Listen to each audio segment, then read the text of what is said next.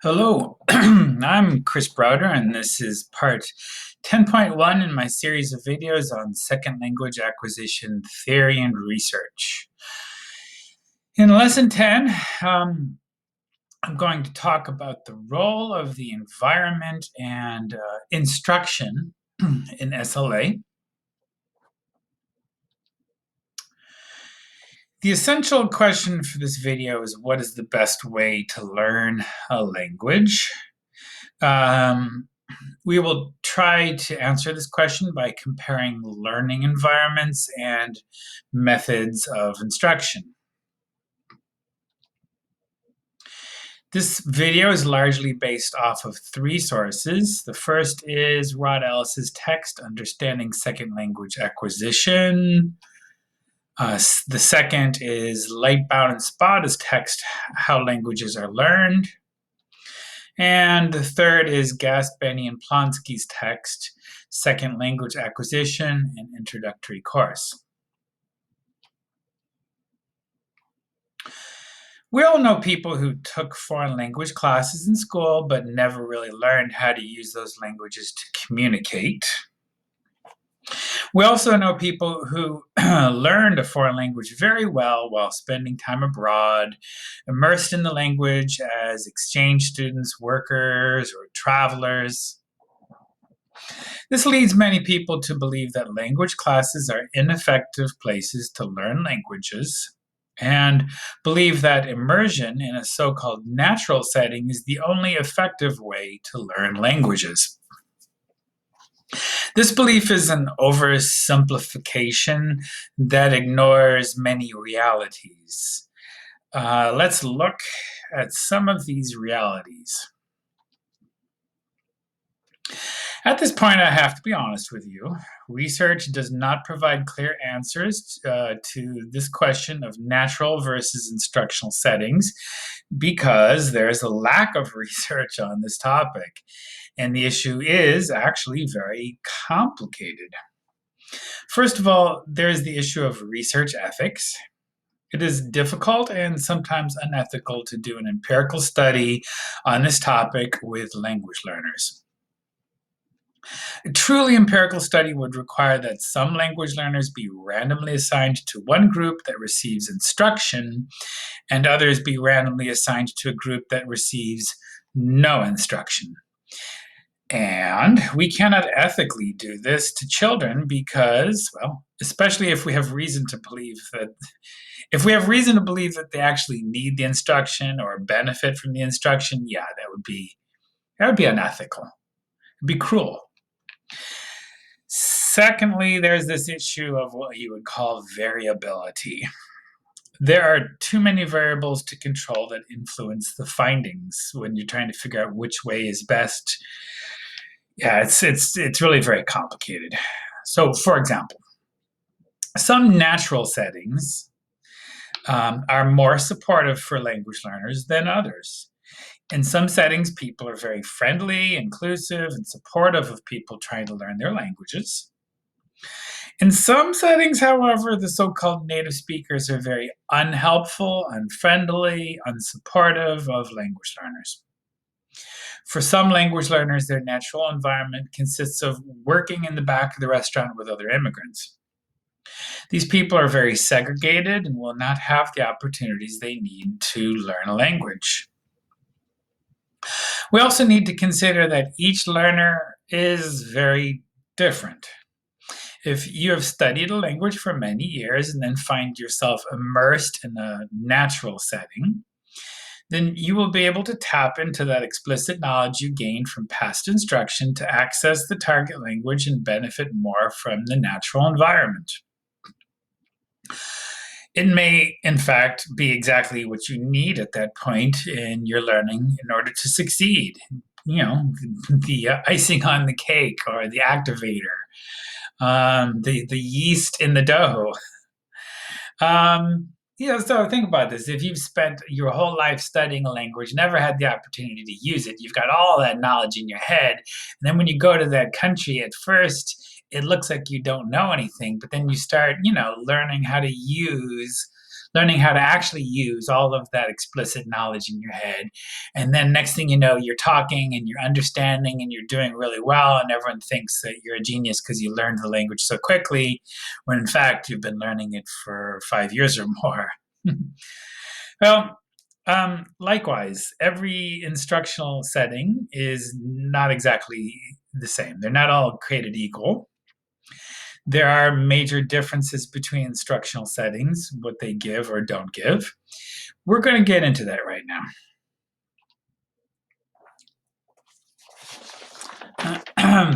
So, to understand this issue better, let's take a critical look at these different learning environments.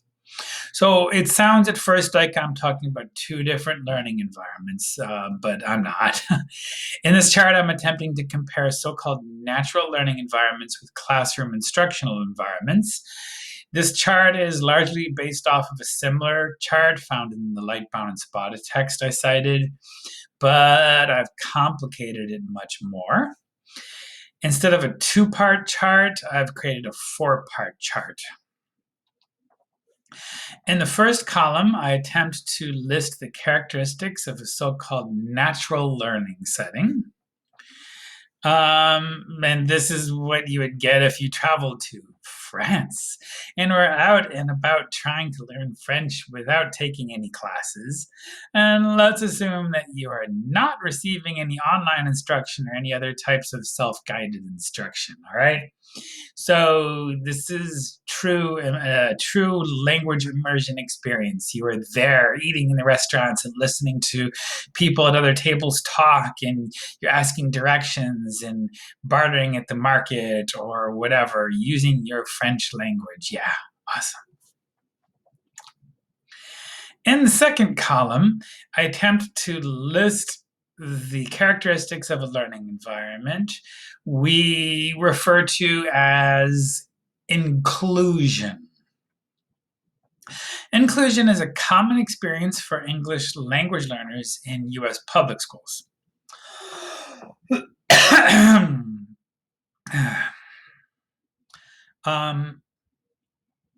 With inclusion, English learners are placed in the same classes as the other students, but the teacher uses instructional strategies to support those students so they can be successful. Please take note that it is only really inclusion if the teacher is using those strategies and the EL student can actually meaningfully participate in class and learn English through that participation. Okay, so let's just clarify here.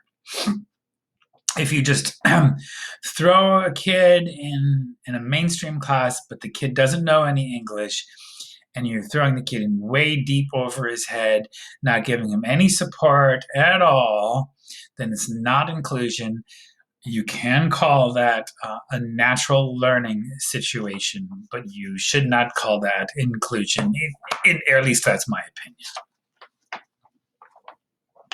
The standard, I think, would be the term meaningful participation. I believe it would be dishonest to simply throw students into these classes, not give them the support they need, and then give it a positive label like inclusion. There's nothing inclusive about it. It's just degrading, humiliating, traumatizing, leads to anxiety disorders, and doesn't help people learn. For the purpose of making fair comparisons, I will clarify that this practice of mainstreaming EL students without giving them support is not inclusion. We will place this treatment in column 1 with the other unsupported natural settings. Now, for the sake of contrast, let's jump to the far right column on this chart. This column attempts to list the characteristics of what some call structure-based language instruction. Most foreign language classes around the world fit into this category. The most common example is what some people call the grammar translation method.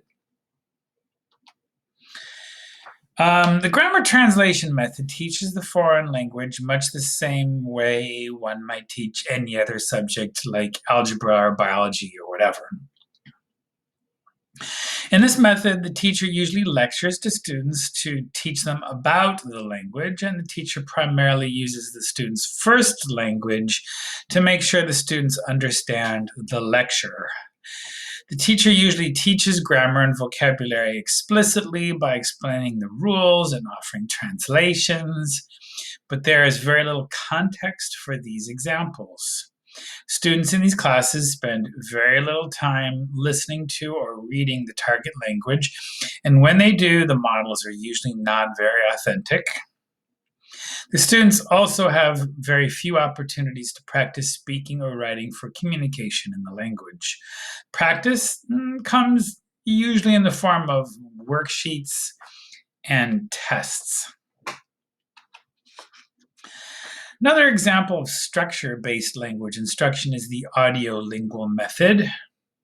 This method is very different from the grammar translation method because it never allows the teacher or students to use their first language, never translates anything, and never explains the rules of the language. Instead, the teacher expects the students to learn the grammar rules inductively by example. In this method, the teacher drills the students and corrects them every time they make a mistake. This method provides a lot of practice for the students, but still focuses on structure instead of context, meaning, and communication. So, although these two different methods are both very different, really the audiolingual method is really almost the exact opposite of the grammar translation method. We call both of them structure based because if you were to look at the curriculum or syllabus, it would be pretty much grammar structures.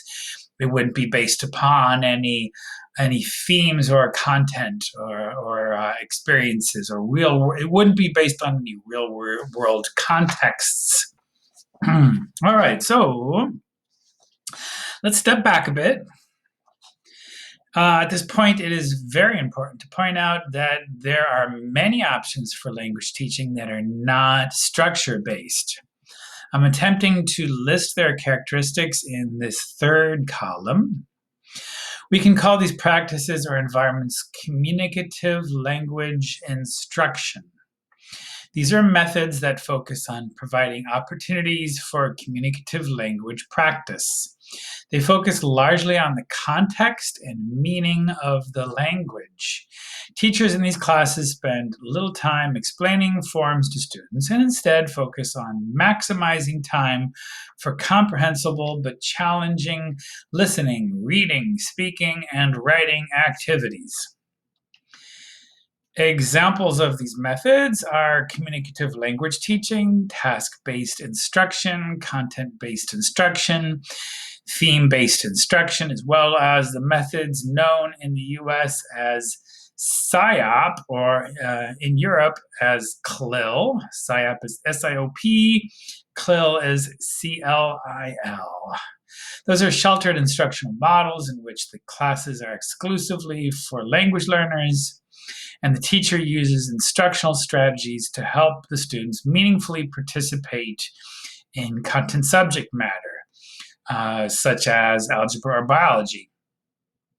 So the focus on all these classes, when we're talking about communicative language teaching, the focus is on meaning, content, communication instead of form. And the goal is to help the students participate. And the difference between these classes and inclusion is these classes are designed specifically for English learners, and all of the students are English learners, whereas with inclusion, the English learners are hopefully meaningfully participating in a mainstream classroom and integrated with other kids who are not English learners.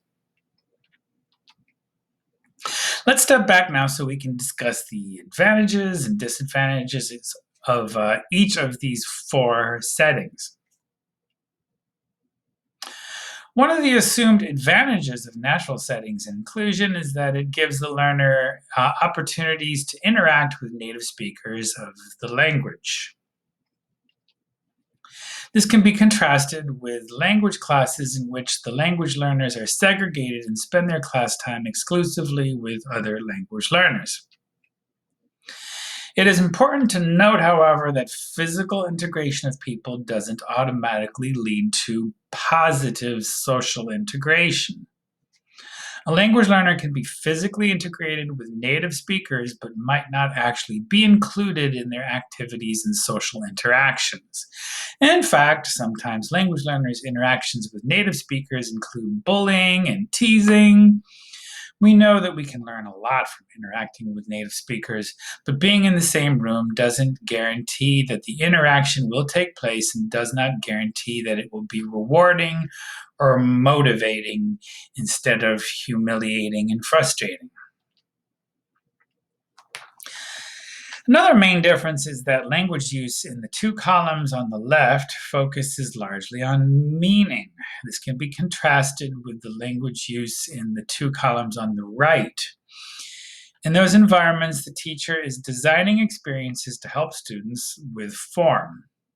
In most language classes, the teacher takes time to teach grammar rules, for example.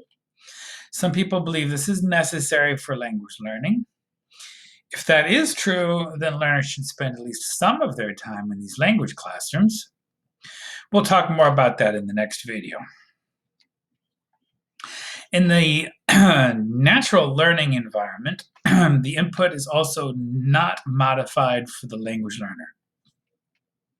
Some native speakers may apply certain communicative strategies and modifications to help language learners in these natural settings, but not everybody does that. So maybe some of the native speakers might realize that they're talking to a non-native speaker, and they might slow down. They might try to speak more clearly. They might use some gestures and point to things and be more careful about which vocabulary they choose to use. But sadly, some native speakers will just speak louder. that sometimes happens. But as a result, the learner might not be able to understand much of the input. And most of the theory and research on second language acquisition argues that incomprehensible input is not useful for language learning. So if there's no modified input and the learner is understanding nothing, then the learner is probably learning very little, if anything at all. This can be contrasted with supported inclusion for language learners in mainstream classrooms. If teachers are doing real inclusion, then they are using instructional strategies to make the input comprehensible to language learners. This is what Krashen called roughly tuned input. One example of this is using visual aids such as pictures, gestures, or real objects, or direct experiences to help assist comprehension of the lesson.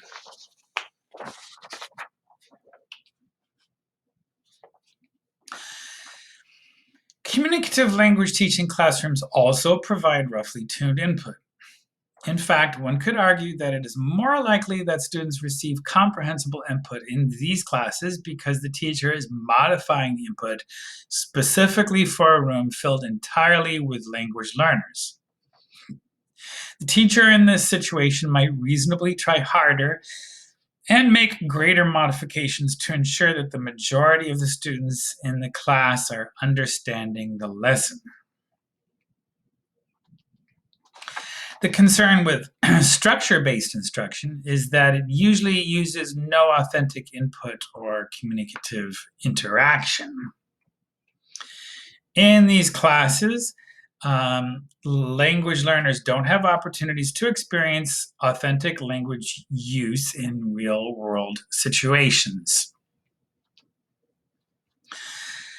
Language learners can learn grammar forms inductively or implicitly in natural settings or inclusion from listening, reading, and interacting, but these settings lack specific support for learning form, like grammar and pronunciation.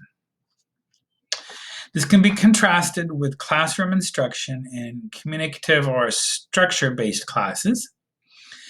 In communicative language learning, the teachers design and facilitate activities specifically to help students learn grammar, pronunciation, vocabulary, pragmatics, and other skills, even if they don't explicitly teach those skills by explaining them. In structure-based instruction, the main focus of the lesson is on helping students acquire accuracy with these forms as quickly as possible. Students won't get this focus on form or forms in natural settings or inclusion. As we learned in other videos, it is not enough to just simply practice speaking. When we are speaking, we must have interactions with others that tell us when we have communicated successfully and help us repair or modify our output to be more correct. We can get those from natural settings and inclusion if we actually have opportunities to interact with native speakers in those settings and if the native speakers are cooperative. Sadly, this isn't always the case. Arguably, communicative language learning activities can provide language learners with more of these learning moments by having them interact with other language learners. Language learners in communicative classrooms can work in groups on communicative activities that have them negotiate meaning, get feedback, and modify their output to be more correct. I think in order to understand this, you would have to look at some actual examples of these communicative activities to see this actual negotiation of meaning that happens. Admittedly, however, language learners will not get these interactions in structure-based classrooms because they provide no actual communicative practice. And some people who promote the structure-based classrooms or promote inclusion are worried that learners working together in groups with other learners are not hearing correct models and they are learning each other's errors. The research kind of actually contradicts that. We'll get more into that in the next video. But there is no evidence supporting that concern. Finally comes error correction. In natural settings, most people are too polite to correct language learners or even give them any kind of useful feedback. In fact, most native speakers don't know enough about their own language to provide useful corrective feedback to language learners.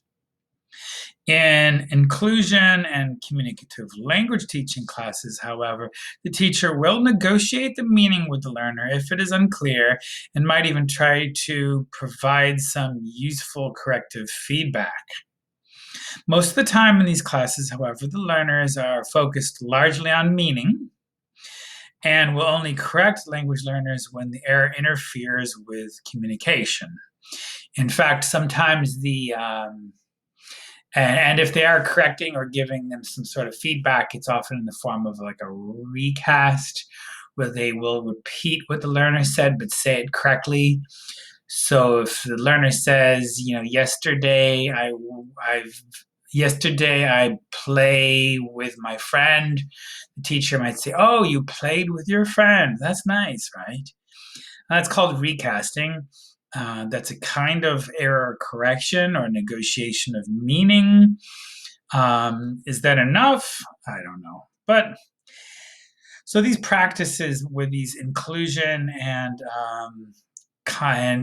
communicative language situations, these can be contrasted with structure-based instruction in which the teachers generally correct every error and usually provide meta-linguistic feedback to explain why it is incorrect. So the kid makes a mistake with the grammar, and the teacher will say, no, that's not correct. You're using the adverb, you're using the adjective form. You need to use the adverb. Use the correct adverb form, please. And That might help some language learners, but it's not going to help all of them. Well, by now you can see that each of these settings provides something that the other setting doesn't and has advantages and disadvantages depending on the learner. We cannot say that one setting is just totally superior to the other, but we can say that one setting is probably a better fit for a specific learner at a specific time than another setting is. We can also say that some learners might benefit from a combination of two or more of these settings or moving from one setting to the other. Overall, however, being thrown into a so-called natural language learning situation is not really immersion. It'd be more accurate to call it submersion because it is like drowning. If the learner is unsupported and the native speakers are unsympathetic, unfriendly, and inflexible, then learners will not have the opportunities to interact, speak, or write that they need to learn. And if the input is completely incomprehensible, then the learners will eventually just start tuning it out and will get little or nothing from their experience. There are people who've lived in countries for decades without learning the native language of those countries. In contrast, learners can spend years learning about a language in a structure-based classroom, but are probably very unlikely to develop any actual communicative competence unless they have some communicative practice. And they're probably not going to get that in a classroom that's completely structure-based. They're going to get that in the other three places. Well, I hope this video was useful to you. Thank you for tuning in. Goodbye.